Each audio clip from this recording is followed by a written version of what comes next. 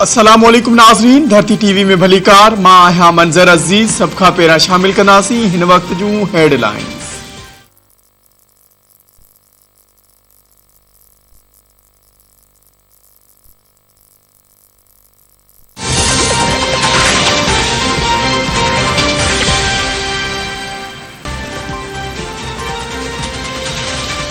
हुकूमत अक्सरियत विञाए चुकी, वॾी इत्तेहादी जमायत MQM पाकिस्तान बि हुकूमत खां रस्ता धार करे छॾिया। ख़ालिद मक़बूल सिद्दीकी जो अपोजिशन क़यादत सां गॾु प्रेस कॉन्फ्रेंस में हुकूमत खां ज़ाब्ता धार थियण ऐं अपोजिशन जो साथ ॾियण जो ऐलान। अपोजिशन वज़ीर आज़म इमरान खान खां इस्तीफ़ा जो मुतालबो करे छॾियो। प्राइम मिनिस्टर चाहे वो क्यों ना हो, उनको चाहिए कि जब वो अदबी कुव्वत खो बैठे हैं पार्लियामान में, आज वो इस्तीफा देकर एक नई रीत कायम करें और रवायत कायम करें। फिर वजीर आजम साहब के पास कोई ऑप्शन नहीं रहा, वो वजीर आजम नहीं रहा, या इस्तीफा देना है या आप इतना देर नहीं भाग सकते हो। आए पार्लियामान का सेशन कल ही है, कल ही वोटिंग रखते हैं और इस मामला को सेटल करते हैं। अब सब कुछ हाथ से निकल चुका है, पानी पुल के नीचे से भी गुजर चुका है और तेरे लिए चाटने के लिए भी एक बूंद नहीं रह गया है। ये तो बैनुल-अक़वामी साजिशें जो है 1947 से चली आ रही हैं, कभी किस पर कभी कोई किस मुल्क का एजेंट था, कभी कोई किस मुल्क का एजेंट है। अब ये चूरन बिकने वाला नहीं है, कोई नया चूरन देखिए। पाकिस्तान अवाम का है, आम आदमी का है और इसको वैसा ही बनाना चाहिए, न नया न पुराना, अवामी पाकिस्तान। आज के दिन हम एक ऐसे दौर का आगाज करें जहाँ पे सियासी इख्तलाफात को दुश्मनी ना समझा जाए, सियासी इंतकाम का कोई सिलसिला जारी न रखा जाए। PP चेयरमैन बिलावल भुट्टो ज़रदारी चयो आहे त अॼु पूरी क़ौम जी क़यादत हिकु पेज ते आहे। वज़ीर आज़म अक्सरियत विञाए वेठो आहे। वज़ीर आज़म इस्तीफ़ा ॾे या सुभाणे वारे इजलास में ई वोटिंग कराए। शहबाज शरीफ ईंदड़ वज़ीर आज़म थींदो। MQM तारीख़ी फ़ैसिलो कयो आहे। PP ऐं MQM खे हर सूरत में गॾिजी कमु करणो आहे। मुस्लिम लीग नून जे सदर शहबाज शरीफ चयो आहे त वज़ीर आज़म इस्तीफ़ा ॾेई रिवायत क़ाइमु करे। अॼु मुल्की तारीख़ में अहम ॾींहुं आहे। MQM मुल्की मफ़ाद में अहम फ़ैसिलो कयो। MQM माज़ी खे हिकु पासे ते रखी नओं सफ़र शुरू करण जो ऐलान कयो आहे। मौलाना फज़लुर रहमान चयो आहे त हुननि आलमी साज़िश खे नाकाम बणाए छॾियो आहे। इमरान खान जी हैसियत ई नाहे जो खेसि धमकी ॾिनी वञे। अपोजिशन वटि मेंबरनि जो अंग 175 थी वियो आहे। अख्तर मेंगल चयो आहे त बलोचिस्तान में गुज़िरियल केतिरनि सालनि खां इंसानी हक़नि जी पायमाली थी रही आहे। हुकूमत संदन का ॻाल्हि न ॿुधी।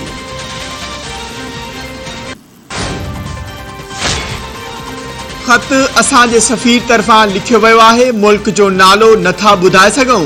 ख़त ते नेशनल सिक्योरिटी कानून लागू थिए थो। ख़त में धमकी ॾिनी वई ऐं इहा संदन सलामती जे ख़िलाफ़ आहे। वज़ीर आज़म इमरान खान जूं सहाफ़ियुनि सां ॻाल्हियूं। संदसि चवणु आहे त ख़त अस्करी क़यादत सां शेयर कयो वियो। ख़त में जेका ॿोली इस्तेमालु कई वई उहा नथी ॿुधाए सघिजे। ख़त बेएतमादी रिथ बाबति आहे। वज़ीर आज़म ऐलान बावजूदि ख़त सहाफ़ियुनि खे न ॾेखारियो। इमरान खान जो चवणु आहे त बेएतमादी रिथ हिकु गैर मुल्की साज़िश आहे। ही उन्हनि माण्हुनि जी साज़िश आहे जेकी नथा चाहिनि त पाकिस्तान जी ख़ुदि मुख्तियार पॉलिसी हुजे।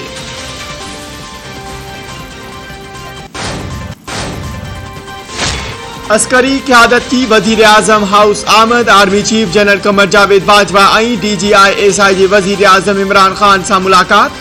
ज़रियनि मूजिब मुलाक़ात में पाक फ़ौज जी पेशवराने मामलनि ते ख़्यालनि जी ॾे वठि कई वई। आर्मी चीफ न इस्तीफ़ा घुरी आहे ऐं न ई वज़ीर आज़म इस्तीफ़ा ॾींदो। इमरान खान कॾहिं बि कंध न झुकाईंदो।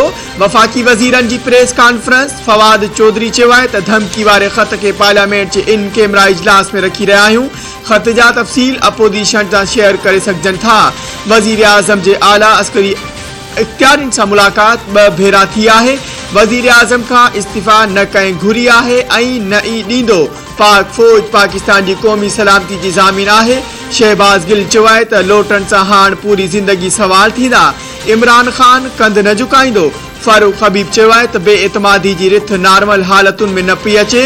जेकी माण्हू छॾे विया उन्हनि सां ॿीहर राब्तो कयो वेंदो।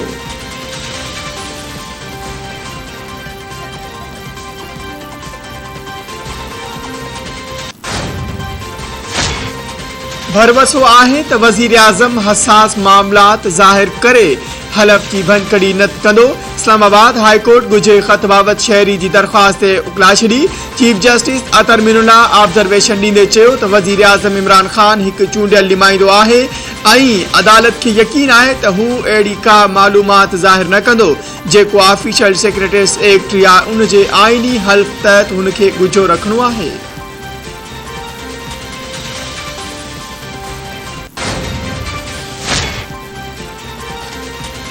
केपी जे ज़िले टांक में दहशतगर्दन पारां फौज की कंपाउंड में दाख़िल थियण जी कोशिश नाकाम। दहशतगर्दन सां विढ़ंदे 6 फौजी जवान शहीद।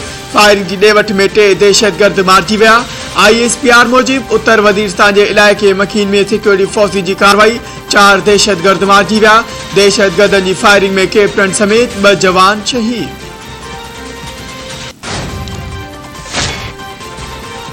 गडियल अपोजिशन जी सिंध हाउस इस्लामाबाद में अहम वेहक आमिर लियाकत ऐं फारूक अल्ताफ समेत PTI जा 22 बागी मेंबर भी मौजूद। मजमूई तौर 196 मेंबर शरीक। बिलावल भुट्टो ज़रदारी ऐं शहबाज शरीफ या अपोजिशन मेंबरन सां बेएतमादी रिथ बाबत ॻाल्हि ॿोल।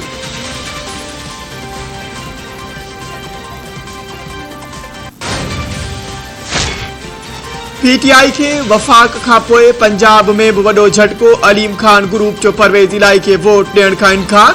अलीम खान ग्रुप के तर्जमान मियां खालिद महमूद चयो आहे त अलीम खान ग्रुप काफ लीग के वड वज़ारत जो वोट ॾियण खां इनकार करे छॾियो आहे। 4 साल अॻु हिकु बेईमान ऐं निक में बोज़दार के मड़े रखियो वियो।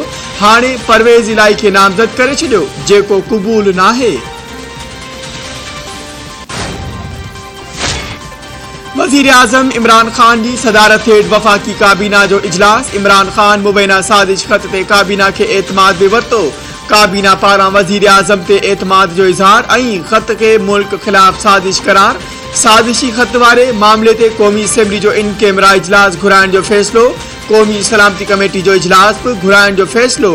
वज़ीर आज़म जो चवणु हो त हू हर बाल ते विढ़ंदो।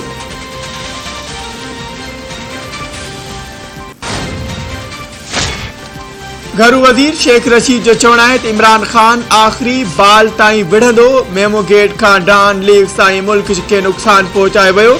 इंतज़ार करियो सभु कुझु साम्हूं अची वेंदो। 3 अप्रैल ताईं बेएतमादी जी रिथ ते फ़ैसिलो थी वेंदो।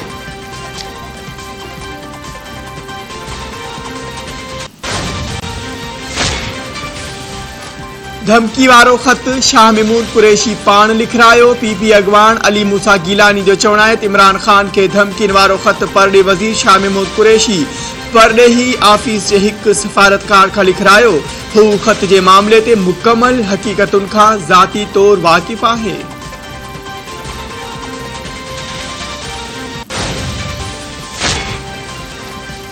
बलोचिस्तान अवामी पार्टी के मेंबरन अपोजिशन बेंचन ते वेहण की दरख्वास्त जमा कराए छड़ी। BAP जे 4 MNAs खालिद मक्सी, इसरार तरीन, एहसानुल्लाह रेकी ऐं रूबीना इरफान क़ौमी असम्बली के स्पीकर के दरख्वास्त ॾिनी। दरख्वास्त में चयो वियो आहे त हुननि सियासी जमायत तौर PTI हुकूमत की हिमायत ख़त्म करे छड़ी। हाणे हू हुकूमती बेंचन ते वधीक वेहण नथा चाहिनि।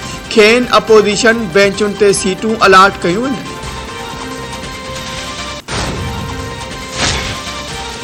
आर्टिकल 63A की तशरील दाखिल सदारती रेफरेंस ऐं सुप्रीम कोर्ट बार की दरख्वास्त ते ॿुधणी।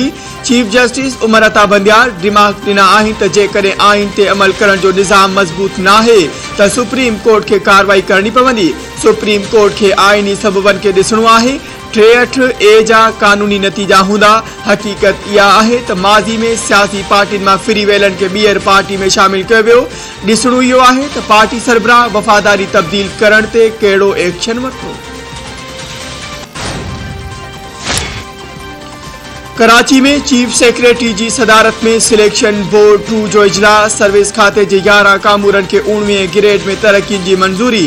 कॉलेज एजुकेशन में 467 मेल ऐं फीमेल के 19वें ग्रेड में एसोसिएट प्रोफेसर तौर तरक्की ॾिनी वई।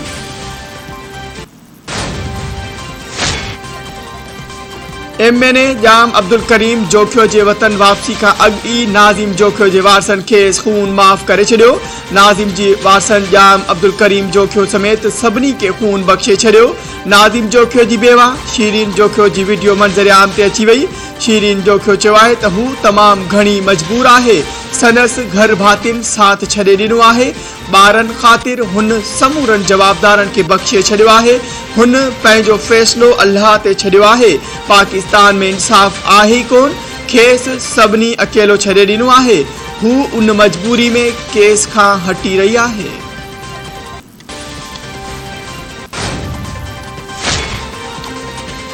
घोटकी भरिसां कचे वारे इलाइक़े में जागीरानी बिरादरी जी 2 धुरियुनि में झेड़ो, 2 धनार मुबैना तो रगवा, 30 मेहूं फुर धुरियूं मोर्चा बंद थी वियूं।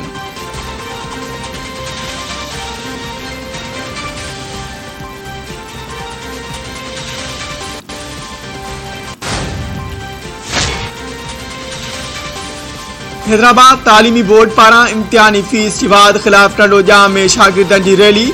तालीमी बोर्ड जो फ़ैसिलो तालीम दुश्मन करार, वधीक फीस ओगाड़े वापस वठण जो मुतालबो।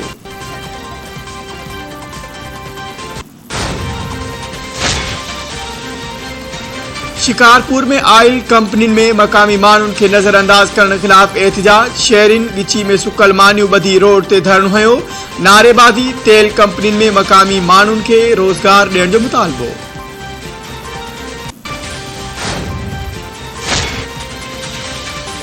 ऑस्ट्रेलिया ऐं पाकिस्तान विच में वनडे सीरीज़ जी ॿी मैच सुभाणे थींदी। कैंगरूज़ खे 1-0 तां सरसी हासिल।